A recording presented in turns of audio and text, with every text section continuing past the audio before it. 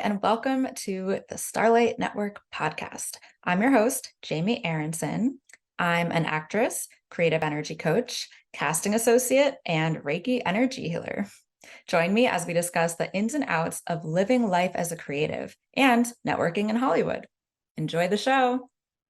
Okay, so welcome everybody. This is Alexa Lowery. Alexa is a really good friend of mine. She's definitely one of my best friends. She's an actress, an intimacy coordinator, a musician, a singer. There's so many things that I probably I'm not going to name that you're going to name because it's hard for me to just remember everything because you're so multi-talented and you're also a really good cook. You're sweet. You've had And all of my meals, that's for sure. all around, just such a good friend, just such a good human being. In fact, later I want to share the story about your birthday during the pandemic, how you had that call with everybody sharing what they love about you. So I want to talk about that later. And I'll talk about how we met and when we met. But in the meantime, can you just kind of share about yourself just in your own words so people know who you are? Yeah, you covered a few of the main things about myself. I was born and raised in Ohio, grew up in the Midwest. I've been living out in Los Angeles for 10 years.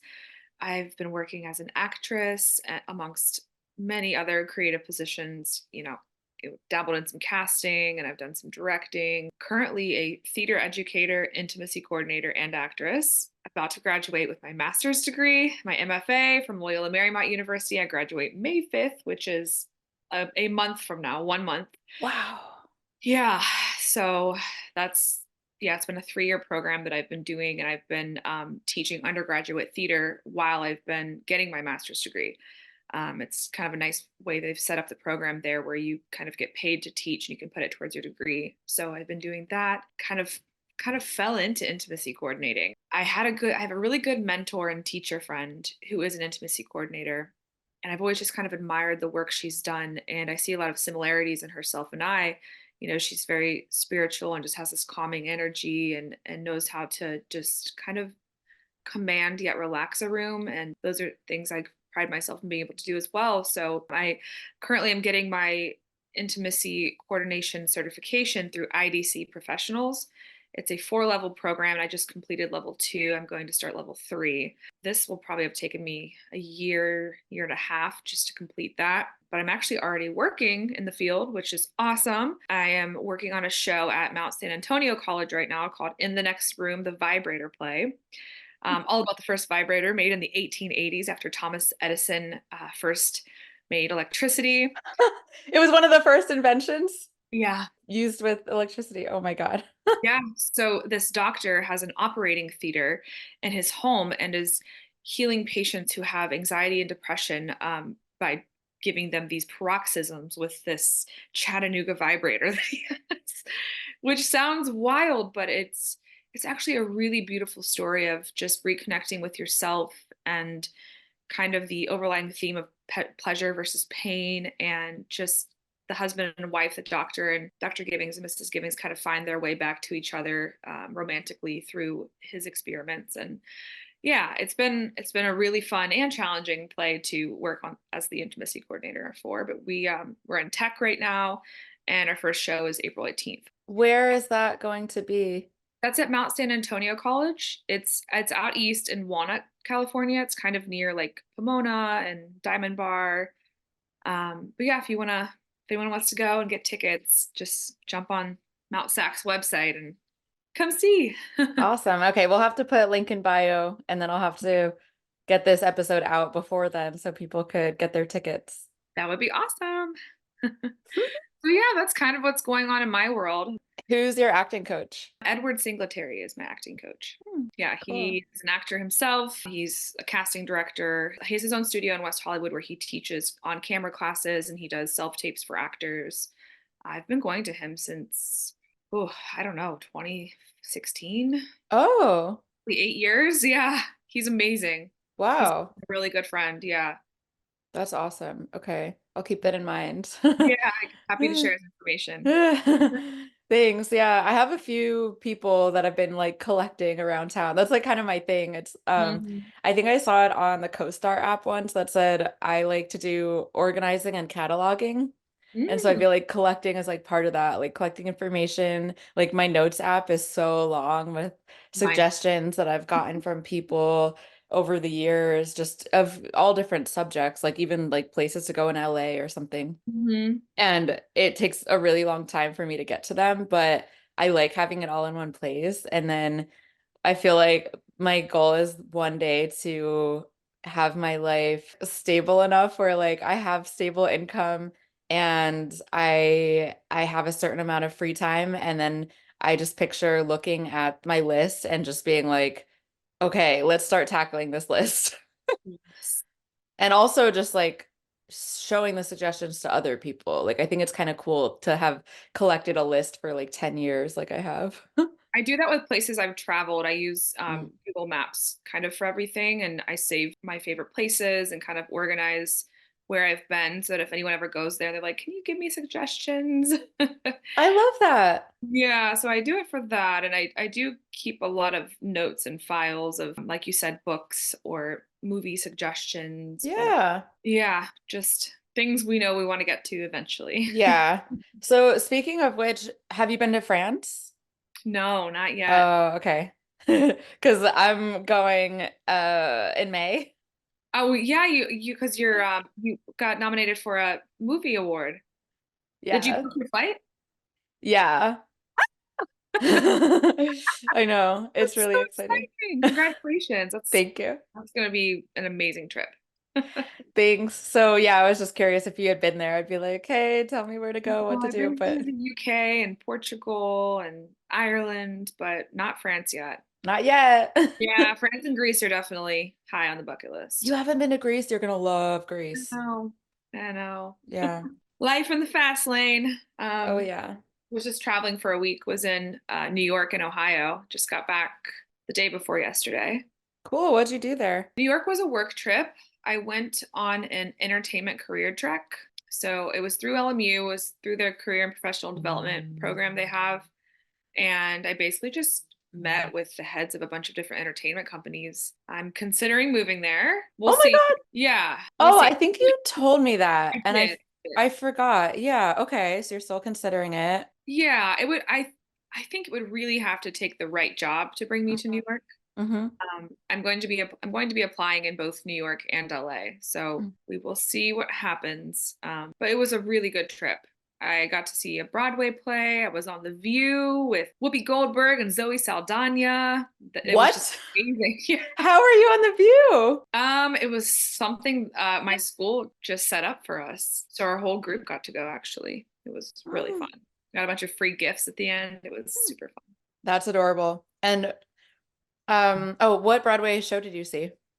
It's called And Juliet. Hmm. It is I guess I would call it a feminist version of the typical Romeo and Juliet play. Okay. Yeah, it was really good. I mean, it was Wow. just had a really good representation of queer and trans artists, BIPOC actors, actors of all shapes and sizes. It was a very untraditional type of Broadway play. Um, Hmm. and a very different version of Romeo and Juliet. This version, William Shakespeare was on the stage and he had this like feather quill. They were actually rewriting the story to change the outcome so that they didn't Wow. have to die. So that, Oh. yeah, I mean, I don't want to give it all away, but um, Wow. it was really cool. It was kind of like taking control of the outcome and being Hmm. able to rewrite your story, which I really like that theme Mm. of it. That sounds really cool. Yeah. Also, I'm just realizing like you do musical theater or you've done musical theater, you sing. Like a part of me is just picturing you being on Broadway one day, like moving to New York and just being on Broadway. Oh, my soul is just it's like something I have to do. It's like a bucket list thing. I don't think I can leave this earth without doing something on Broadway. So that's another reason why I am feeling very called to try New York, even if it's just for a little bit. Yeah. Yeah. Yeah, that's how I felt about living in New York. I was like, something in my soul is telling me that I need to be there for like a limited amount of time. And I was there for 2 years and it Yeah. was exactly what I needed. That's perfect. Yeah, I Yeah. know.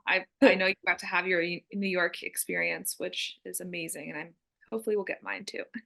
Yeah. I have a lot of other hobbies and interests and things that that I do. I'm very into fitness and I love animals. I have a cat. He's laying over here next to me. Oh my God, if you could show him at some point, that would make me so happy. Um, since we're talking about him, one sec. Okay. This is Ah, Koa. Koa. Yeah. Oh, he looks so sleepy. Oh my God. Hi. Hi, Koa. Say hi, Auntie Jamie. Say look, Oh, he's look at so the little cute cheeky and guy. pretty. Yeah, he's a good boy. All right. Thank you for that. Course, go back to your little post. Now you probably won't Oh, leave me alone, but oh, sorry. no, it's okay. Oops. He's good. So yeah, that's Koa. Oh my God, wait, can I just interrupt real quick? With this outfit, you're giving Barbara Streisand in Meet the Fockers. Yeah, this outfit is giving like what's it called? Like sex therapist vibes. I love it. It's kind of what I do. So I love it. yeah, you're a creative energy coach, and I know this conversation was going to kind of be a lot about the intersection of creativity and spirituality. So I wanted to embody that in the outfit. Ooh, love it. Yeah. So here's how I met Alexa. So it was almost 10 years ago. It was like 9.5 years ago. My first time living in LA. I'm now on my third time. And you've been here the whole time. We moved here almost this around the same time in the same year, and I'm very impressed that you've been able to make it work the whole time. But things aren't always so easy, and not everyone has the same type of journey. So, speaking of which, the way that I met you is so I had a roommate, and then I had essentially a guy on the couch. And like, so he's like a roommate, but it's like people in LA really have to work very hard sometimes to find a stable living situation, and also like just making things work financially. Like it's just not very easy. So sometimes we share rooms, sometimes we kind of have like makeshift rooms. So the guy who was my roommate is somebody that I knew from college. He was like one of the only people I knew out here when I moved out here, and I didn't even know him very well. He's just someone that I used to like hang out with in college, and he just happens to be from my hometown. And then he was friends with this other guy who happened to be one of your best friends. And so I call him the guy on the couch because like he didn't even have his own room. It's like it's really amazing what we go through in order to be here. And so I remember you would do music together, and I just thought you would come over all the time. And I just thought you had such a beautiful voice and you were so sweet. And I'll let you tell your side as well, but I'm just like, there's so much to like share. So I'm like, let me just like get it all out, and then I guess you can say your perspective as well. But I see the tail. It's so cute. I interviewed someone else before where there's like noises on the piano, and it was the cat, his cat was like walking on the piano while we were doing the podcast. And I would see the tail and stuff. So cute. So then we also had another mutual friend because we ended up being roommates eventually. And what happened was this is like actually a very funny story, but it was a mutual friend that I matched with on Tinder. And then I looked at all the mutual friends and I said, "How do you know Alexa?" And he said, "She's my roommate." And I said, "She's friends with my roommate. What the heck?" So then we all ended up hanging out. You had a party. And then we all ended up becoming roommates eventually. I know. It's wild. Yeah, it's like really amazing how things happen. And then it was like, it was fun being roommates, but things were obviously like somewhat rocky in certain regards with like just certain situations. Not with us. We always got along, obviously. And then also just speaking to the struggle that unfortunately one of our friends ended up I don't know how to talk about it. So I'm gonna back up and I'll let you tell your side, and then if it comes up, it comes up. Okay, so yeah, so what was your experience like meeting me? Yeah, I like you said, we definitely met each other when we were in more of an unstable place. We were both new to LA. We were both trying to get our footing and, break into the acting industry and also try to find ways to financially be stable. And it wasn't always easy in the beginning. I've been the girl on the couch. I've been the girl living in my car. I packed up my things straight out of graduating from Ohio State and I DM'd an Ohio State bar and was like, hey, I bartend and I'm an Ohio State alum and I'm moving to LA. Can I have a job? So they said yes. So I started just going to tons of networking events and taking acting classes and just bartending and couch surfing until I was able to save up enough to actually, get our own place and move in, and still was able to have roommates to help alleviate some cost. It's been really great to see how much we've both evolved and grown over the past nearly 10 years of knowing each other. Yeah, we've both just matured so much, and I'm proud of both of us. We've both just had so many more life experiences, and we've worked through adversaries and Wait, what is that word? Adversity? Is that it? adversity. Ugh, I shouldn't even say that word because I can't even say it. Well, sometimes I include this in the podcast 'cause it's hilarious. Like if I can't say a word or if I can't think of a word, I think it's so funny to add. We've worked through the hardships. That's what I was trying to say. Yeah, hardships. That's what we were saying Yeah, the whole that time. That was the word. Yeah, but no, you've been a great friend through various phases of our lives, and I'm grateful for that. I'm glad you're back in LA. Oh, thank you. Yeah, speaking of being a good friend, this is something that it's like hard to talk about, but I'm going to mention because one thing I like to share on the podcast is helping people understand how to make genuine connections with people and don't use people and things like that. So I've had a little bit of my journey with this where I wouldn't say I didn't use people, but I struggled with jealousy and Mm. I struggled with selfishness. And so when we first knew each other, you were such a good friend to me. And so this is something I want to talk about, like when on your birthday, how everyone was talking about what an amazing person you are. So Alexa is such an amazing person and everybody in her life knows it. And during the pandemic, she had a birthday Zoom or like birthday FaceTime Yeah. where like everybody was just virtual. And we had a moment where we all talked about what we love about Alexa. And I think that like most of the people were talking about how Alexa's one of our favorite people that we know and that she's just such a good person and like such a good friend and just such a quality human being. And it made me so happy to know that other people saw it too and other people felt this way also. So I don't know why I'm mentioning it, but just so people know that you're just really awesome. Thank you, Jamie. You're Right welcome. back at you. Like-minded individuals attract each other. That's true. But also that brings me to my other point where I wasn't always like that for me because I did struggle with like definitely not using people, but like jealousy and maybe like selfishness and stuff. And it's something that I've really, really worked on and worked through. I wonder if part of it is because I have a Scorpio moon. Yeah. So it's like that inner like darkness, but I really have worked on like balancing that out because I'm a Libra sun and then Aquarius rising. So I definitely have these other parts of me that I am able to balance out the darkness. But anyway, I think it was after I had left LA the first time that I was reflecting and oh, you know what it was? I think I was doing my shadow work. I did Mm. shadow work for like a year when I was living in New York and like right before I came back to LA.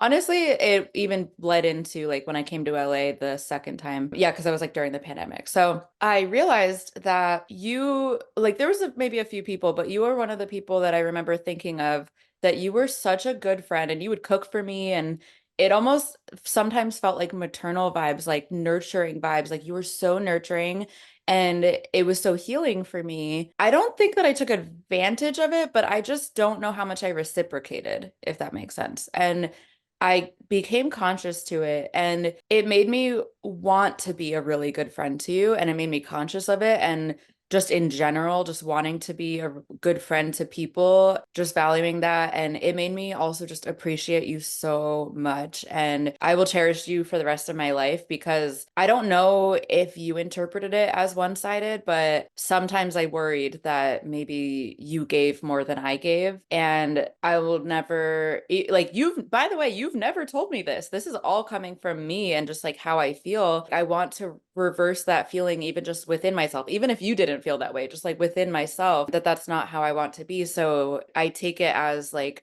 motivation to want to be a really good friend and also just to appreciate you and like just tell you how much I love you. Aw, I love you too, girl. Thanks.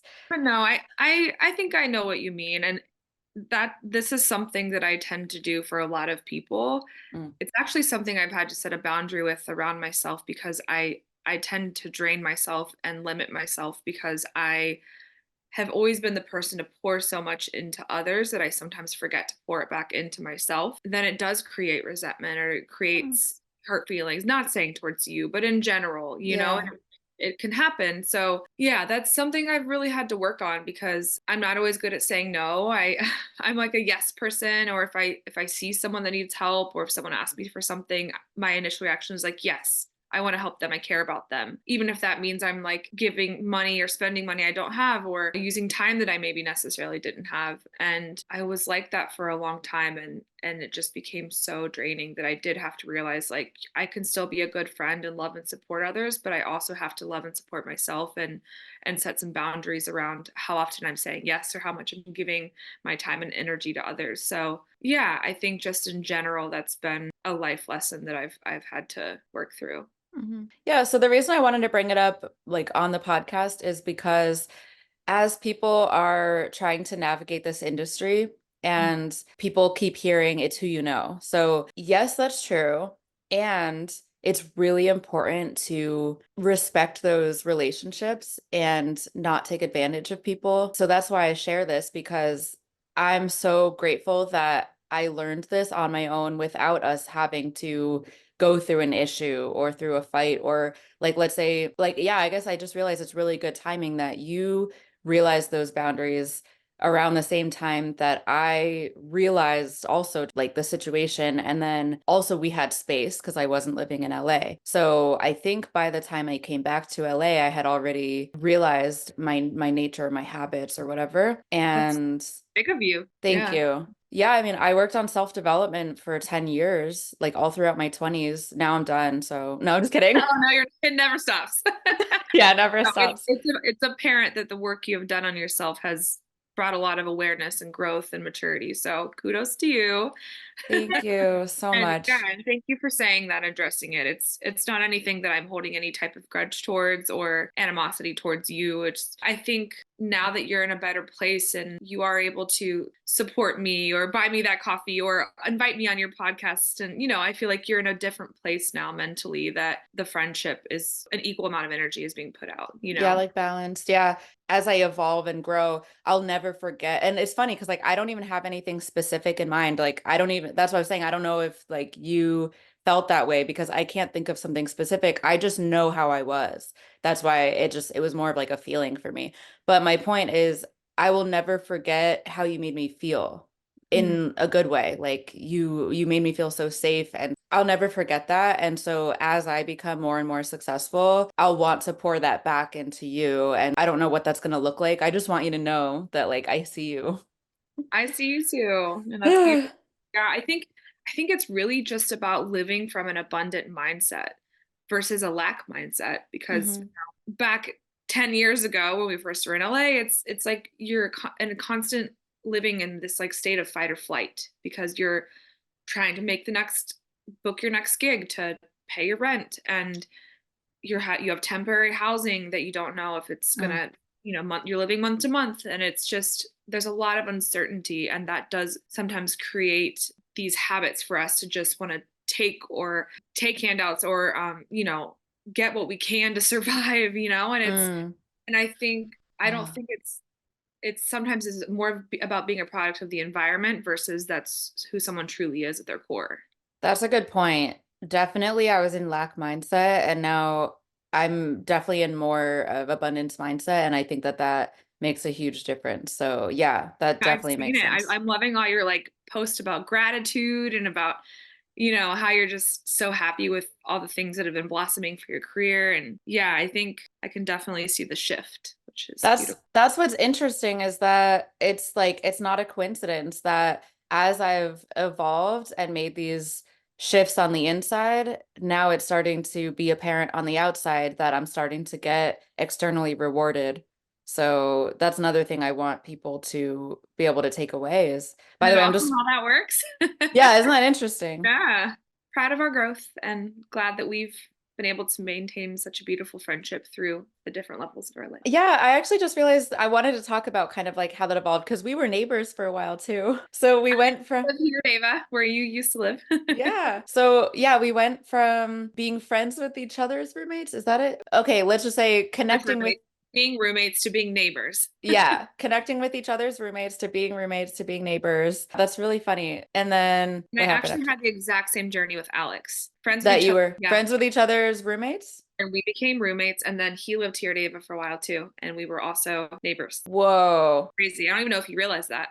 Yeah. What's also interesting is when we became neighbors, my point was it was actually at Alex's birthday that I decided I wanted to move back to LA. And then do you remember that? Because I was going to ask you if you have like a synchronicity story. So like this is one that I think is so insane what brought me back to LA, and then also how I said that I was only going to make the move if something crazy happened, like if you needed a roommate or something. And then like, do you remember you were like, actually, I might be looking for a roommate. Do you remember that? Mhm. So, okay, so I just want to tell that story real quick. So our friend Alex that we've mentioned a couple of times, he was the one that I had matched with on Tinder, and then eventually we were all roommates together. And then he was your neighbor because I had already left Ava at that point. So I left LA the first time, and then right before the pandemic, January 2020, I was still living in New York City, and Alex had a birthday party that was in Arizona. And just by me coming over to the West-ish made me realize I missed the West Coast. And I was just getting into more spirituality at the time while on that trip, because they say Sedona is like really powerful vortex energy, very spiritual. So we went to Sedona earlier that day, but it was like that night. I had this like really intense meditation that told me that I needed to move back to LA. Mm. And my intuition told me it was urgent. Ooh, So do you not know the story?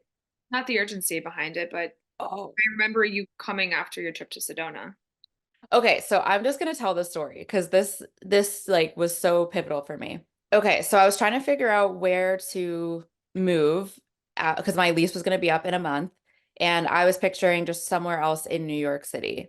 But my intuition told me LA, and I was like, "What? Like, why would I move back to LA right now? Everything's going well in New York." So I was like arguing with my intuition. It was like very strong. So I was like, "Okay, can I wait till next year? Like, I'll do 1 year in New York, save up money, and then go to LA." And my intuition was like, no, you're going to LA in 1 month when your lease is up. End of story. I was like, look, I'm gonna see Alexa tomorrow because like I hadn't seen you in probably a couple years or something. So I knew I was gonna see you since you were also gonna be at the birthday celebration. So I was like, I'm gonna see her. If she needs a roommate, then I'll go and I'll be her roommate. And so I went and I saw you, and I forget exactly how the conversation went. I think I just told you exactly that. And then you were like, well, actually, my roommate is moving out, so I might need a roommate. Yeah. And I died. Like, I just fell to the Put it floor. out there and it happened. So the roommate situation didn't work out because your roommate ended up not moving out. But that led me to then an acting teacher. Like, then I found out about this acting teacher that I had for a couple years. Oh my goodness. Like, I just couldn't believe how that happened. Like, that to me was a sign, like, I'm supposed to go to LA. So then I did. And then the pandemic happened. And I really feel like I was supposed to be in LA for the pandemic because otherwise it was New York winter and I would have been really depressed. Pandemic, New York winter. Also, when I went to LA, that's when I met the guy that I ended up dating, like my only boyfriend that I've had. I'm 33. I've had one boyfriend in my life. I met him very soon after I moved back to LA, and we dated for like 2 years. So I definitely think that was meant to happen. Yeah, Fate. absolutely. I would love for you to share about what it's like being an intimacy coordinator, and also what do you want people to know about when they're on set and they're doing intimacy scenes, because not every set has an intimacy coordinator. So I feel like you have a lot of insight that other filmmakers and actors just don't even realize. Yeah.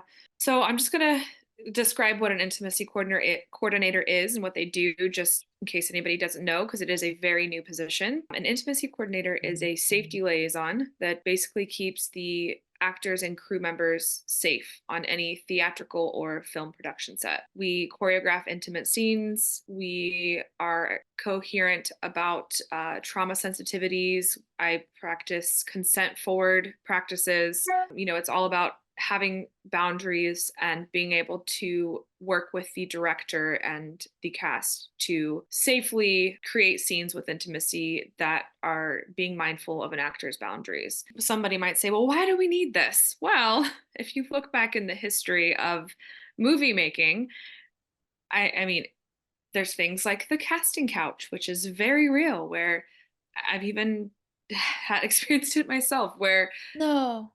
oh yeah, where producers or directors will try to get you to sleep with them to give you a role in their play. Or I remember there was one time I did an indie horror film and my character got drugged and raped at a party and there was no intimacy coordinator on set and the actor who was, violating me was just very aggressive and like grabbing my hair and throwing me over couch. And I just remember being traumatized and having nightmares about this for months. And I mean, nothing actually happened. I wasn't physically hurt, but mentally, it really took a toll on me. I don't want other actors to feel that, to feel scared on set or to have this trauma that comes after creating a piece of art. It just shouldn't happen. We are in a different day and age now than we used to be. And yeah, and I think we have to be mindful of our mental health because it's really important. I would say, honestly, this is probably one of the favorite jobs I've ever had and ever done because it just feels so meaningful to create these safe spaces and these brave spaces that actors can confidently navigate while creating their art.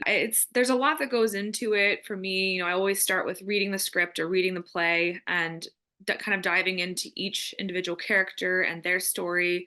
I always look at the playwright's intentions or the writer's intentions to see what they're trying to tell, the overlying themes, the morals. And I always remind the actors, like, this is what your character is doing. This is not you. This is your character. Because there can sometimes be lines that are crossed where some actors use method acting where they're like, okay, well, I remember an experience where I had that's similar to my character, so I'm going to take myself back to that. And that can be dangerous because, we get ourselves in this, again, this mental place that could linger or could cause aftermath. So I really try to always remind the actors that this is your character. I always talk about it from that perspective. Like, this is your character's experiences, not yours. And you really have to pull yourself from that so that you can keep yourself safe. Also, just things like de-rolling. So whether that means like just shaking it out or brushing it off or just sometimes I'll just be like, let's just take 3 collective breaths, like and just let it out, and leaving everything in the room. Because if you take that with you and you get on the road and you have road rage, or you go get in a fight with your partner, or you get in a fight with your sibling, whatever it may be, we don't even consciously realize that sometimes these roles can go with us. So really just de-rolling and leaving it in the room is something I really do at the end of any rehearsal or practice. I think it's really helpful. It's helped me already, just learning about boundaries, learning about consent.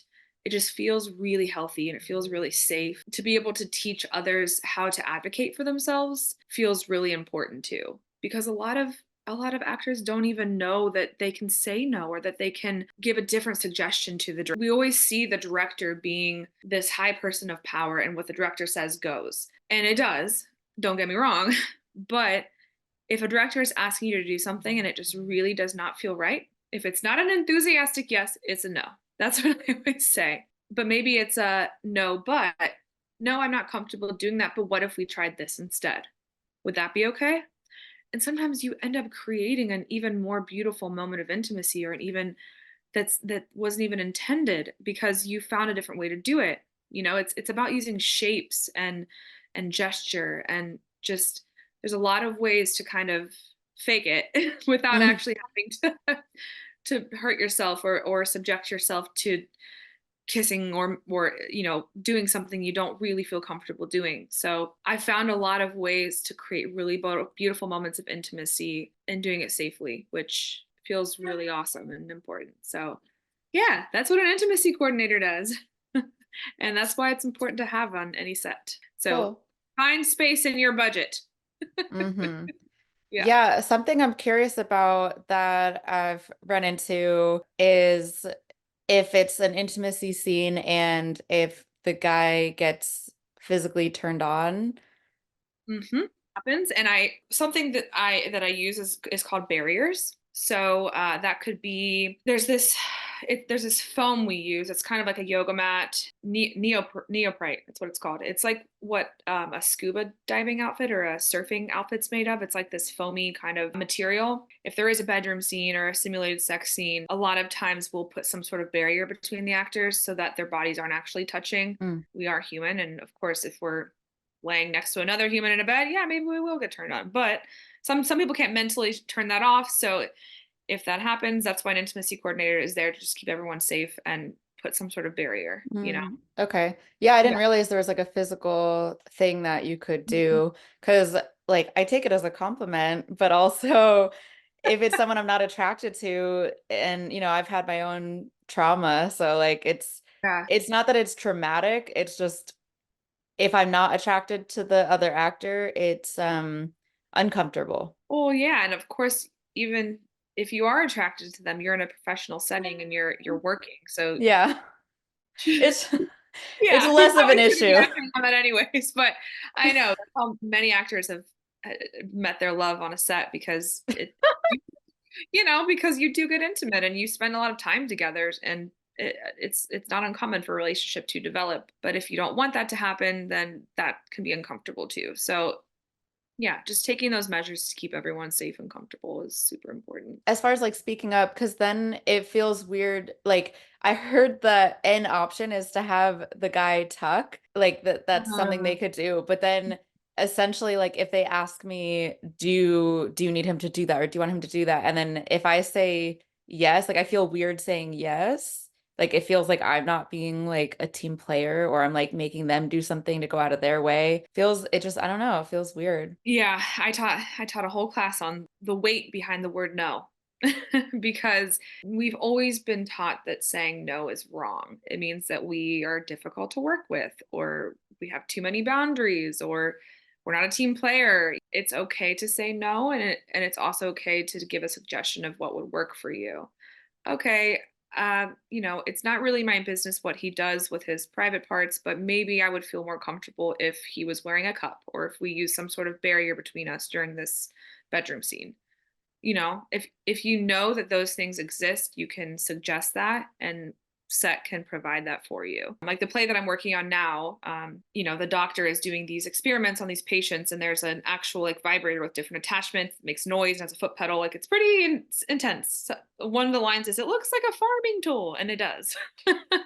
And I have one actor who has just been, she's had a hard time with it because she's one of the leads and she's one of the main patients and has to have several paroxysms on stage, which requires a lot of vocal work and physical body work. It's been a lot to try to keep her safe and also make her feel brave enough and comfortable enough to do what the playwright has intended and create this character. So some things I've done are just like we have a sheet. So she's always covered by a sheet and everything's kind of done under the sheet. So it's kind of an optical illusion. Nothing, she's never actually being touched. We've done a lot of just like breath work and vocal work for her to find those appropriate sounds. We looked up all the synonyms of paroxysm and we acted out with our voice every synonym of paroxysm and kind of found a way to make a variation of sound that would simulate, this experience she's having. So just like little things like that, like doing your research and having the right costumes, because she has to, things have to be unzipped and taken off, and she's undressing a lot. So making sure you're speaking with the costume department that the costumes are appropriate and they have the right zippers or buttons, so that actors still have undergarments on, even though when it's appearing that they are getting undressed, there's still another layer. Just things like that. You have to really kind of communicate with all departments to make sure everything's flowing effortlessly. Mhm. Awesome. Yeah. Cool. Yeah, thank you for diving into that. I think it's an area that not a lot of people know a lot about, so I appreciate that. Okay, so I know that you're really big into health, and so I was wondering if you have a go-to morning routine that you would like to share with people. Yeah. Yes, I love my mornings. I really do. I do the basic things like brush my teeth and wash my face and feed the kitty. And if I have any dishes left over from last night or trash, I like to have a clean home at the top of the day. I always make my bed. Feels good when everything feels fresh and clean and organized, and it feels like it starts my day off right. So I always do that. This morning I made a smoothie. I put in like my collagen, my MCT oil, my protein, my sea moss. I put a lot of my health stuff into my smoothie. So it's kind of all in one place.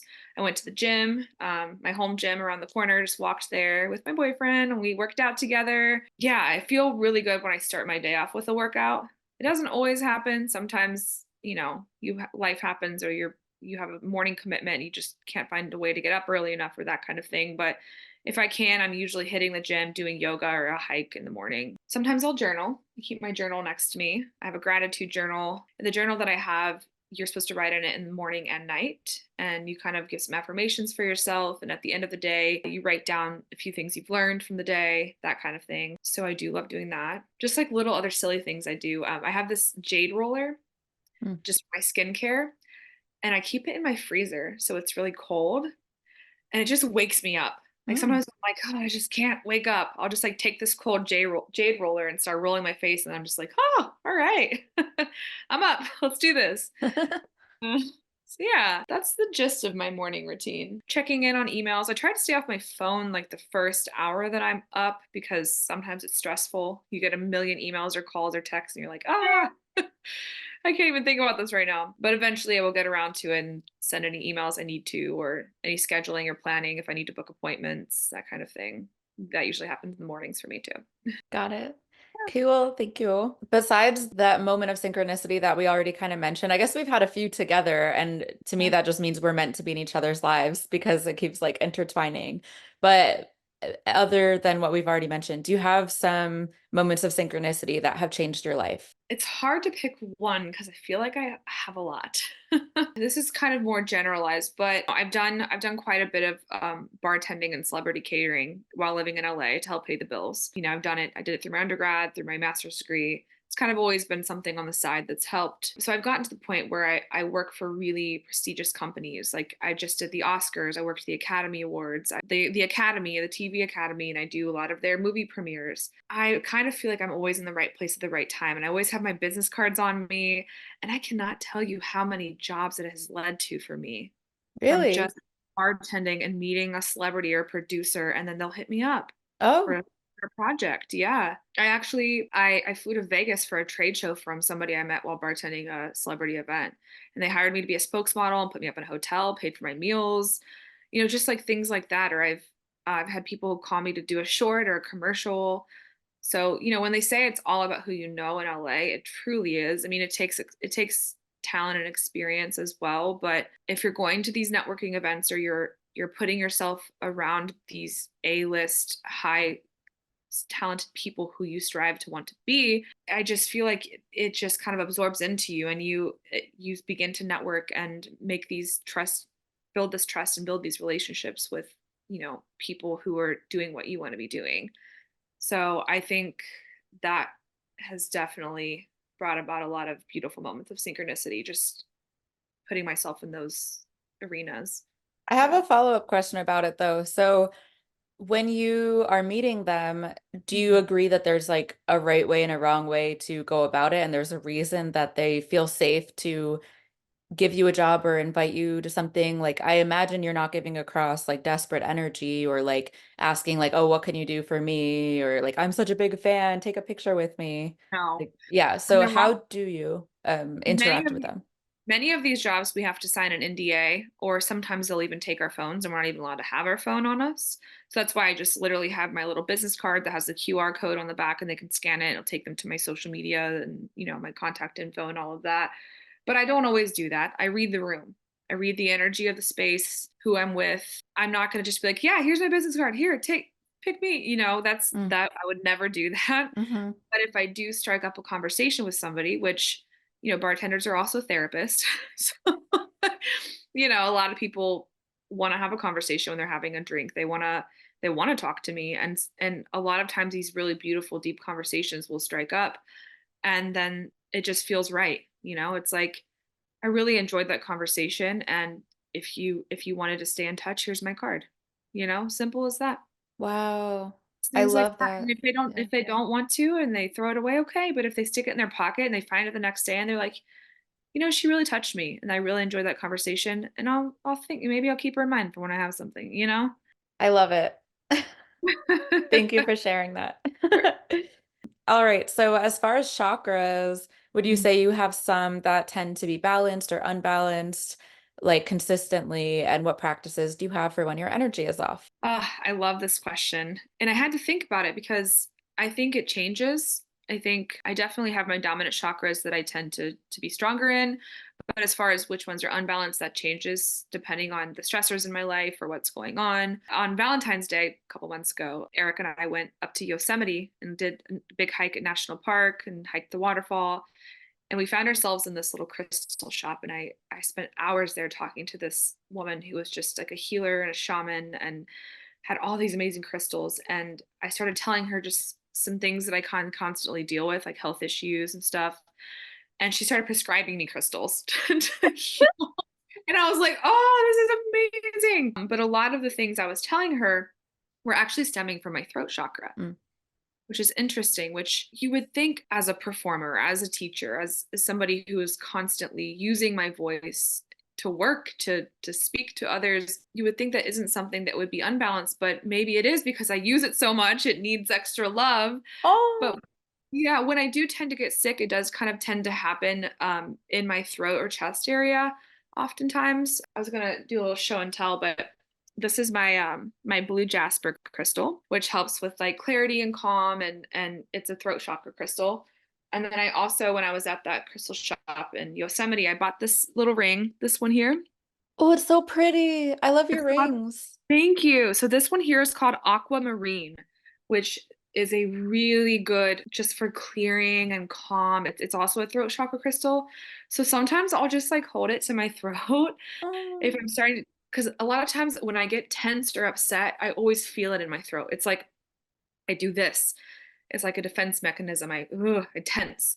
So sometimes I'll just even like, or I'll like Mm. just letting it out, or I'll just take my little crystal and like hold it to my throat and do some breath work or whatever I need to do. So yeah, I would say throat chakra is the one that tends to be unbalanced. I actually read my chakra chart by using my birthday, and my dominant chakra is my third eye chakra, Mm. which is the one it's like your intuition, your which I always feel really strong at. I'm really good at reading energy. I have like premonition type dreams a lot of times. I always feel like my intuition is very strong and spot on as far as like who to trust and who to let into my life, what direction to take. I always feel like I always kind of know. So that would be, I would say my third eye is my strongest, at least right now. I love it. You are such a magical person. Like that makes sense that you have a strong intuition because I just like I feel the energy around you. I feel like it vibrates off of you and you're just it's hard to explain, but you are just such a magical being. Thank You're you, Jamie. so spiritual. I even brought my tarot cards nearby just in case you wanted a reading if we have time. Aw, I don't know if we'll have time today, but I do Yeah. want to take you up on a reading. Yeah, it's okay. Awesome. But speaking of spirituality type stuff and I guess like astrology, can you just tell the audience what your sun sign is and your rising and your moon, just in case they're curious? They're like, who is this girl? So I am a Taurus sun. That's where I get my drive from, my stubbornness, my little red hot energy.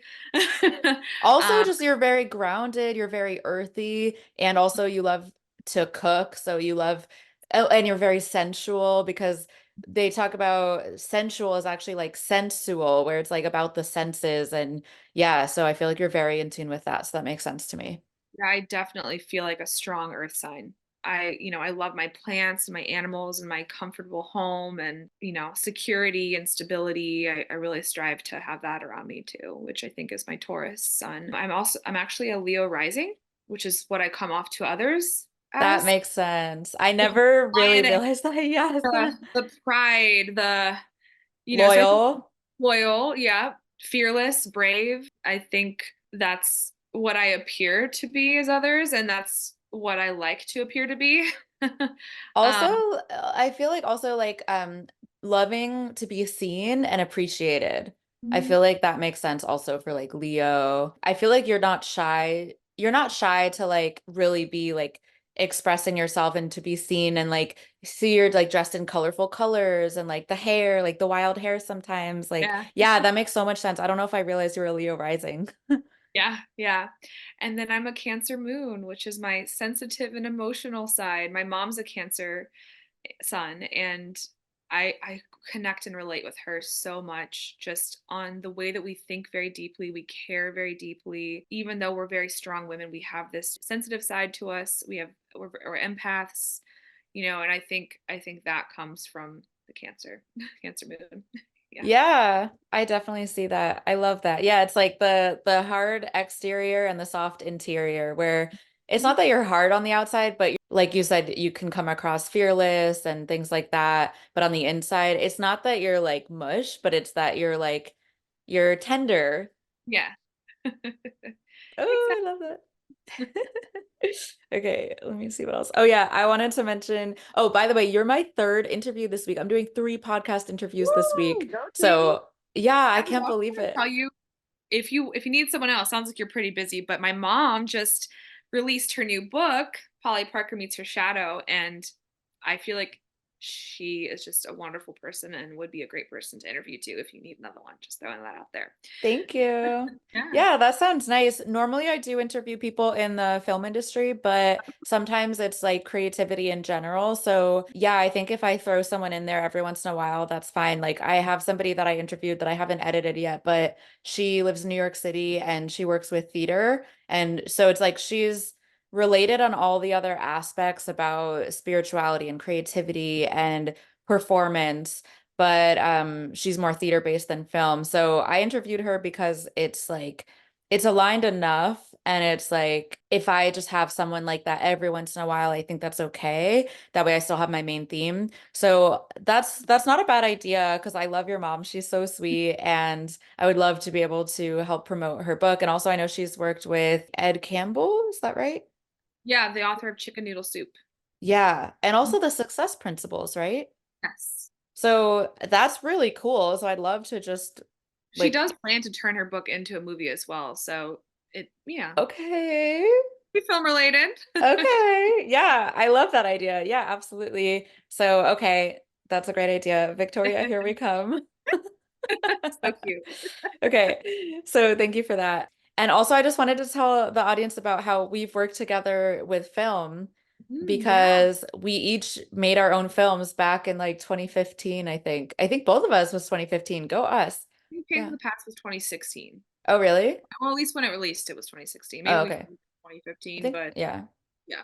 Yeah, I think we filmed in 2015. And then we also did Chronically Single. So it's kind of cool. It's like we did one that I made and one that you made, and we both got to be in each other's. And Yeah, and that was, you were one of my casting directors. You helped me cast several of the talent for the short, and then you acted in it. Yeah. So it's yeah. awesome to see how many hats we've both worn. Yes. Yeah. Worked in casting, we've both been actors, we've both done some production work. Yeah, I mean, that was one of my first casting experiences, and I absolutely fell in love with it. And what I Mhm. thought was so fun was interacting with people that, actually, I just want to talk about what I learned from that because I just realized there's like so much I learned from that. There was one person that I had met previously because I had audited his acting class. So I thought Mhm. that was cool to run into him again. There was another person who we were trying to choose between her and another person for a role, and we looked at their social media and we saw that she had a lot of followers, and it was really interesting to think, okay, is this a factor if someone has a lot of followers? Yes, And it is a factor, and I don't fortunately. like I only have like 2,000 followers, so it's not like I'm like a huge fan of that, but it really is just the reality that that is a factor. It's not the only factor, but it's a factor. So I thought that was interesting to see it firsthand. Oh, another person who ended up being cast, it was Joey Stromberg, who he was in Pains of the Past. He was in your film, and then he was in The Marvelous Mrs. Maisel. So that was really cool to be like, oh, like I remember him. I helped cast him. And then there was Christopher Salazar, who played your boyfriend slash soon to be fiance. And I saw him on Jane the Virgin. So it's just so fun watching shows and being like, I know who that is. Oh, and Yeah. then Michael Colum, is that how to Columby. pronounce? Yeah, he was our Columby? director. Yeah. Yeah, he was the director. And so I've actually run into him recently. Oh yeah, so Renee Garcia, the casting director I work with. Uh-huh. So there's been some synchronicity with her. actually from Pains of the Past because I went to an event with her and we saw Michael Columby, and it turns out that she had kind of known him and I was going to introduce them, and then they already kind of knew each other. And then she also knew Andre Dean, who like it's just crazy, like all these people that we worked with on this project. And so they're like popping back up. And so yeah, so Andre Dean, I was proposing him as someone to audition for something with Renee and I, and she already knew him. She's already cast him in something. She's already worked with him. I'm like, this is just, they say it's a Mhm. small world. I'm like, whoa, I'm experiencing I this. feel like I do need to give a shout out to Aurel de la Mota as well, because, he helped me break into the industry a lot. And, we have an extensive history, but we are still friends. And he was the DP on Pains of the Past. And he really helped me acquire a lot of the funding. He helped me with the Indiegogo, and he provided most of the camera equipment, helped me find all the locations. So yeah, he's always been a really integral part of my beginning acting career as well. And I know he is currently on the show The Baxters. Really? Yeah, he's on like a bunch of episodes, like 20 episodes or something. Wait a minute. Is he a series regular? Yes, and he was also Grace and Frankie. I mean, he's been on a bunch of stuff. So yeah. Okay. The reason I just gasped is because he was one of our roommates. It was me, you, Aurel, and Alex back in 2015 as roommates. Yeah. And Aurel also was kind of helping me in the beginnings of like headshots and just like getting on IMDb and advice and a lot of things. We were talking about manifestation, and he was manifesting that he's going to be a series regular. And Oh yeah. that was his affirmation. So I just gasped because this is the first I've heard of him being a series regular. And who Finally did cares if it. it's, yeah, who cares if it's 10 years later? Like he did it. Oh my God, that's amazing. Mm-hmm. Dang, that's wow. Congrats, Arel. Ah. Wow. And then we worked on Chronically Single together, which was my project, and Aurel was also the DP for that. And Alex was an actor in it, and you were an actress in it, and I was the lead. It was like the first project that I did multiple things where I did casting, acting, co-directing, I guess, writing, and editing. That's how I learned how to edit, actually. And so Jenny Tran was in it as well. And I not only am I still really good friends with her, but I interviewed her for my podcast as well, who I just haven't edited yet. But yeah, I interviewed her. Very cool. I look Yeah. forward to watching it. Thank you. So, Alexa, do you have any shows, movies, or books you'd recommend? Absolutely. I will say I'm reading a lot more books right now than watching any TV shows or movies, but I have a couple here that I would love to recommend. This one is called Change Your Brain, Change Your Life. It is by Daniel G. Amen. It's a breakthrough program for conquering anxiety, depression, obsessiveness, lack of focus, anger, and memory problems. But it's really interesting because it talks about just the ability to change our brain and to heal our brain. And it also gives you like these SPECT scans of what a healthy brain looks like. And it's really, really interesting. I feel like it has just taught me so much about how to be a better person, how to handle my emotions. And it's a really good thing to use for a performer as well, because again, going back to that theme of mental health, like I just truly believe mental health is so important. So yes, change your brain, change your life. Another one that I just started reading on the plane back from New York last week, but I'm about halfway done. It's called The Authentic Performer. It's about wearing a mask and the effect it has on our health. So it's also kind of again about performance and mental health, but it's the writer of this one is Jenny Morton, and she was a singer, dancer, and actress. So she talks about it from the perspective of every facet of the entertainment industry, not just for actors. It's also good for dancers or musicians. It's really interesting because it also talks about the context of our health and well-being, how important it is to being a good performer as well. So yeah, those are my two books that I'm currently reading. Shows and movies. I love anything that's sci-fi or spiritual or witchy. Those are kind of my go-to type movies and shows. One that not many people know about that I would love to throw out there is a show on HBO Max called His Dark Materials. I don't know if you've heard about it, but No. it's just It's really interesting. It uses this concept of like a futuristic world with different dimensions, like 4D and 5D, and the different timelines kind of parallel with each other. And there's these kids that are going on this journey to find a lost friend, and they have these like little familiars, kind of like Harry Potter, how Harry has his owl head wig. They have these like what's called their demons, but it's actually like an animal manifested outside of them that's their familiar, and it grows as they grow. They go on this whole mission to figure out what dust is, and it's these particles that are coming off of them, and it's being depleted from the solar system, and they end up figuring out that the dust is from our sin. And Wow.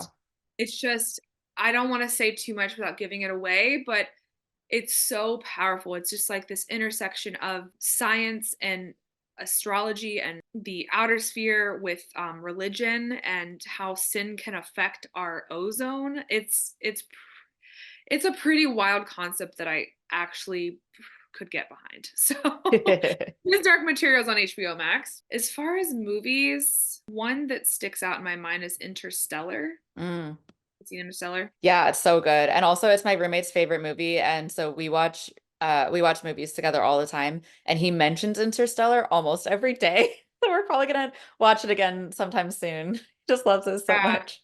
So it's like, this futuristic world where humanity has been kind of taken out and everything's kind of frozen over. I mean, it's really interesting to think about just like what we're doing to our world and global warming and being eco-friendly and taking care of our planet, and just what could happen if we don't. Like, just those are the kind of things it makes me think about. So yeah, really like Interstellar a lot too. Yeah, thank you. Those are really good suggestions that like I've only out of all of them, I've only watched Interstellar, but I haven't watched or heard of or read the others. So I'm really grateful for your suggestions. And I love how you described them. Like they sound super up my alley. So thank you Yeah, for those suggestions. of course. This is one of my favorite questions to ask people. What is your message for the world? You gave me this question beforehand, and I was trying to debate between two different messages, but I'm gonna go with one of them. You could say both. Okay, This okay. is a platform for a reason. Well, Okay, throat chakra. I'm also looking at the time too. I have an audition True. soon. But Okay, true, true, true. so my first message is do something every day that scares you. And I know that may be like, whew, that scares me. Oh, that sounds scary. But that the moments where I have pushed myself past my limitations or done something that I didn't quite feel 100% comfortable doing are the moments when I have found the most growth. A lot of people, we tend to stick in our comfort zones, we get in our routines, we sometimes we can fall complacent or we don't challenge ourselves anymore. It's just part of growing up or part of the world and our lives. But I think if you challenge yourself and you go book that trip to France and go by yourself, or go bungee jumping, go skydiving, go horsebacking in Nicaragua, even if you break your leg. Me. Speaking from experience, yeah. Right. But the lessons I learned from that experience about slowing down and the time I had with my own thoughts and my mind and my body, I mean, I have learned my biggest life lessons when I did something that scared me. Wow. And that is my call to action as well. Like, Yeah. just get out there, book the trip, book that adrenaline rush experience that's gonna scare you, but just thrill you. And it's gonna boost your confidence. It's gonna Mm. make you believe in yourself more.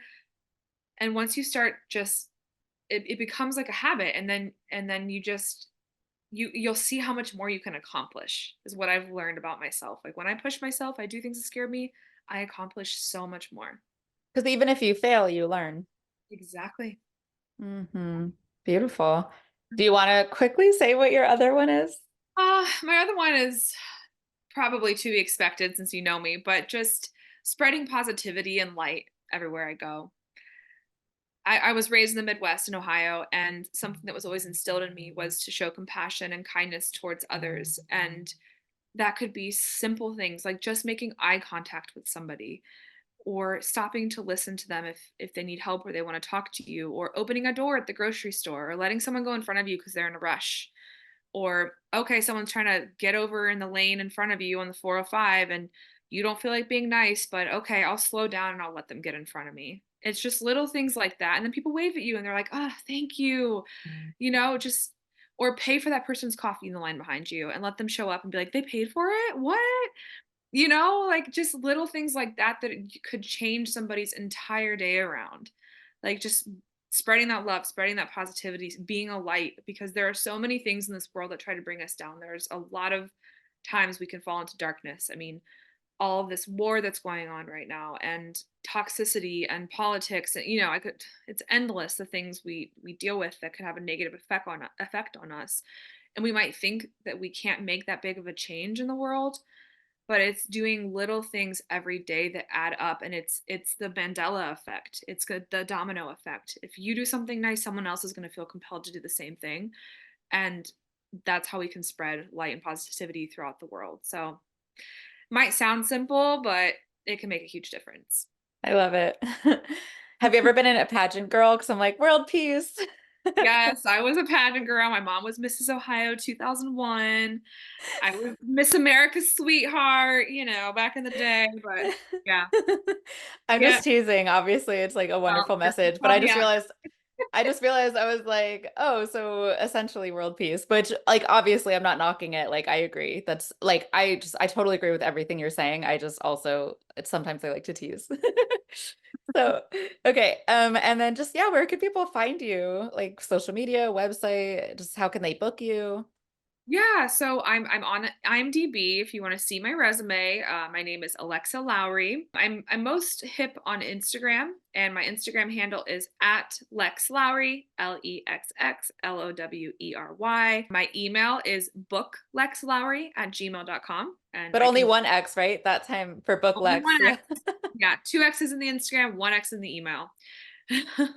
I do prefer to go by Lex, but government name is Alexa. So yeah, my Twitter and my Facebook is all Alexa Lowery. If anyone wants to find me there, I'm on LinkedIn. If you have any business inquiries, yeah, that's where you can find me. Awesome. Sounds good. And then just before we wrap up, is there anything else that you want to say? Not really, just grateful for this experience. And I think it's been a really nice segue because now I'm going to jump into this Amazon audition. And I just feel like, okay, I'm warmed up. I've been on camera, I've been talking. So yeah, I think it worked out really good for the flow of my day. And it's always good Yay. to see your beautiful face. So Thank you. You thank too. you. I And feel, oh yeah, go ahead. No, I yeah, just interrupted. you're good. Yeah, I was just going to say, I hope you have a beautiful rest of your day. I feel like this has been a great start to mine. So yeah, thank you. You're so welcome. And yeah, I love seeing you. I always feel so full after seeing you, which is interesting because that's what I was talking about earlier. So I'm like, okay, well, I want to make sure you feel full also. I do. Thank you. Yes, yes, yes. Yeah, so beautiful, such good energy. And it's just interesting how you said, oh, now I'm warmed up. I've been talking. So again, throat chakra, like I never realized that you had that as like a thing, but now I'm like, oh my gosh, I keep noticing little references here and there. So super, super interesting. Yeah. Yeah. But I'm glad it's open now. It's been flowing, so you'll be good for your audition. Perfect. Thank Yes. you so much, Jamie. I appreciate your time and your energy. Thank you so much. I love you, and I'll talk to you soon. Talk to you soon. Bye. Bye. Oh wait, I should do the heart too. Do it. Okay, bye. Bye. Do you see the hearts? Okay, Oh, bye. bye, girl.